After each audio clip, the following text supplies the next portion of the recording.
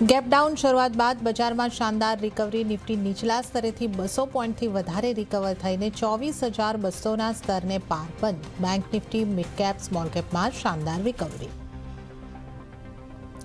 બજારમાં આઈટી શેર્સનો રહ્યો દબદબો. ઇન્ડેક્સમાં જોવા મળ્યો 3.5%નો ઉછાળો. ટીસીએસ 5%થી વધુ ઉછળીને બન્યો નિફ્ટીનો ટોપ ગેનર.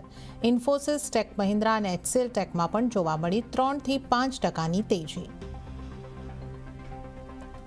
સ્ટ્રેટ ઓફ હોર્મુઝ ઉપર અમેરિકાની સેનાએ છોડ્યા મિસાઇલ. આઈઆરજીસીની બોટ, મિસાઇલ અને એર ડિફેન્સ સિસ્ટમ ઉપર કર્યા તાબડતોડ હુમલા. ઈરાનનો દાવો, હોર્મુઝને કર્યું બંધ. ટ્રમ્પ બોલ્યા, જહાજોની અવરજવર માટે ખુલ્લું છે હોર્મુઝ. હવાઈ ભાડાને લઈને સુપ્રીમ કોર્ટે કેન્દ્ર સરકારને આપ્યા આદેશ. 2 સપ્તાહમાં હવાઈ ભાડાને રેગ્યુલેટ કરવા માટે બનાવવામાં આવે નવા નિયમોની કોપી આપવા કહ્યું. 3 ઓગસ્ટે થશે આ મામલે સુનાવણી. અને આગાહીકારોને લઈને જનતા અને ખેડૂતો આવ્યા સમર્થનમાં. જયંત પંડ્યાએ સવાલો ઉઠાવતા ખેડૂતોમાં રોષ.